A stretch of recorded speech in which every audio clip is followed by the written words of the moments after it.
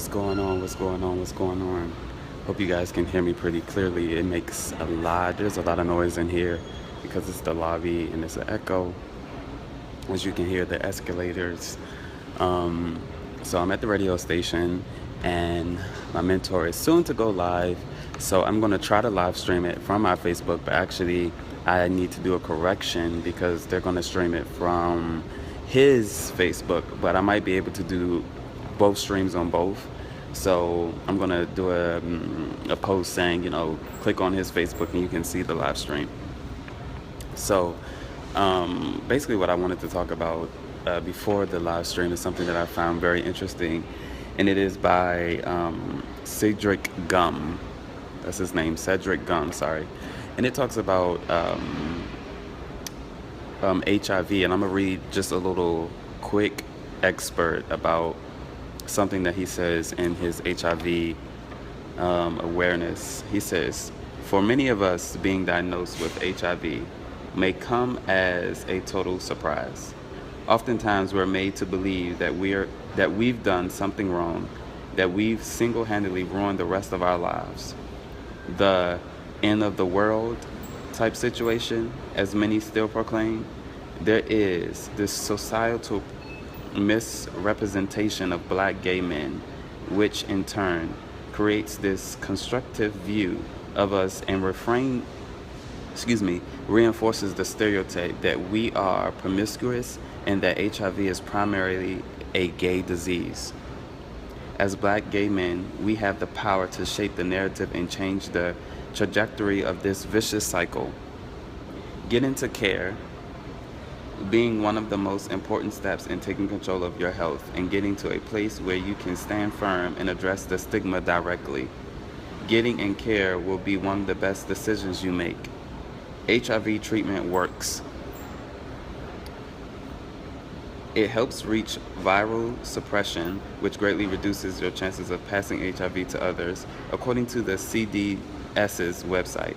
Getting into care and on treatment will help you learn more about HIV and make decisions to take care of your health.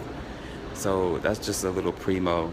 I don't know if they will be talking about HIV today. I mean, usually they do talk about HIV for LGBT, but I thought it was very powerful. I'm going to show you actually what he looks like in this article. This is what he looks like. Isn't he like an amazing, gorgeous man? Like, he's like very attractive. But say it's basically, you don't know who someone has HIV or not. You don't even know what an HIV person looks like. It doesn't have a look, which you guys already know. You guys are pretty educated. But I found it very, the more that I find myself doing outreach and doing what I do, I find myself having more compassion for the people who are misunderstood and less fortunate to have voices in certain atmospheres. And I feel like HIV people definitely have smaller voices in different atmospheres. And that shouldn't be. They should have a huge voice in a lot of atmospheres where they can be heard and understood, so stigmas won't continue. Same thing about gay people. In certain atmospheres, we need a voice. And one of the main voices and one of the main atmospheres that LGBT people need is in hip-hop. And that's something that, people talk about, but people still don't really talk about. Like, hip-hop needs to change with the discrimination towards gay men and gay women. Like, there's so many down low hip-hop artists, and that's one of the stages and that's one of the atmospheres that LGBT discrimination needs to shatter. Like, we need to shatter that shit. Just shatter it all the way to the glass breaks and turn back to sand, to its natural substance. So this is just something that I want to say from my heart, is that I love my HIV people, my AIDS people. You guys are still human. You guys still need love. You guys still need support. You need someone to take you by the hand and love you for you and embrace you in your life circumstance and in your transition. And I love my transgenders and I love my lesbians. I don't have a lot of lesbian friends, so I really want to do a lesbian show one day. Like, I still have that in my heart, but that's very important that I have them, because I really don't know how to describe lesbian life or how it operates, because I have no knowledge, honestly. But I know that's very important, because there are lesbians that follow me on my social media. But I just wanted to really point out this awesome article by this very attractive man who has HIV, and he doesn't even look like he has HIV. And I think it's just very important that we as a people put our voice in major atmospheres and make ourselves very, very noticeable, very important, very inclusive, and developing a reality that says we all are human, we all make mistakes, and we all can recover from those mistakes. And I won't even say that having HIV is a mistake. I will say that it is, I won't say your calling, but it is something that makes you unique. It is something that makes you very tender to certain things. You know, it causes you to practice a different lifestyle. But I just love people, man, and I just think that it's just very important for people to be embraced, even feminine men and even masculine men. There's a whole lot of men that are very feminine, but they portray to be so masculine because they cannot accept being open to themselves. I was reading this other article. It's so powerful article. Then I have to go. The article said that people who are gay and who are in the closet, the reason why they are in the closet is, first of all, the closet is dark. You cannot see in the closet when the door is closed unless you have a light in it, but usually there's no light. It's just a completely dark atmosphere. So it also says,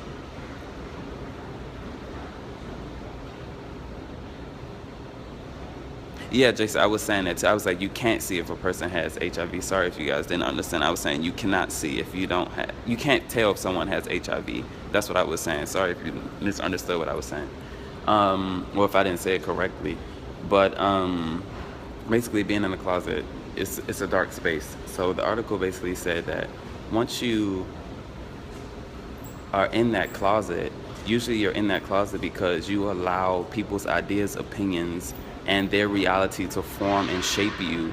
And so it keeps you from stepping into the light, which is not in the closet, to embrace who you really are and what it really means to be yourself, whether you're gay, straight, or anything, but particularly gay people. So I thought that was very, very, very powerful because we have a lot of stigmas that say if you do this, this means this. If you do this, it just means. And it's a form of judgment, and it's a form of control, and it's also a form of oppression. But when you become strong enough to say this is not what this means, this what this means, then you really feel empowered. And I can say that for myself. I still have my closet moments. Like there's still people that don't know that I'm gay, whatever. And that's something that I need to work through. I need to get strength to continue to expound and expand me coming further, I guess, out the closet, because where I come from, it still takes me time. But at the same time, I know that I will definitely get to that full point, where if you know, you don't, you don't. If you don't want to be with me, you don't want to be with me. I've lost great, great, great, great, great, great friends that no longer are friends, and they just truly are not friends, because no matter if I'm gay or not, you should not disrespect me or disconnect from me unless I have done something according to my character to demeanor you or to lose integrity. So that's just what I wanted to say before this awesome radio show starts, that I love you guys.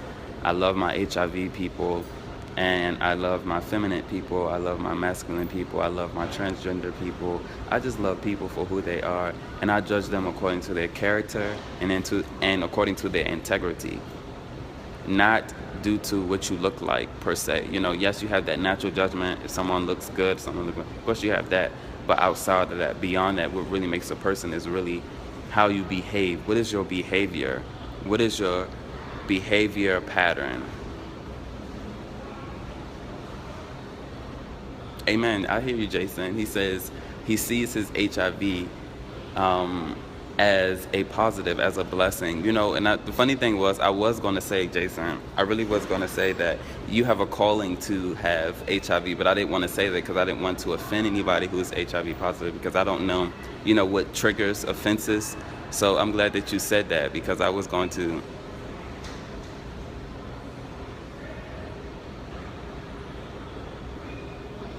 He said he caught it by someone he was dating, not by sleeping around, which is something I've heard people say too, that they have been in intimate relationships with a partner who had it and never told them, and they caught it. So it's just interesting how HIV even works and how you can, inherit that type of cause in your life.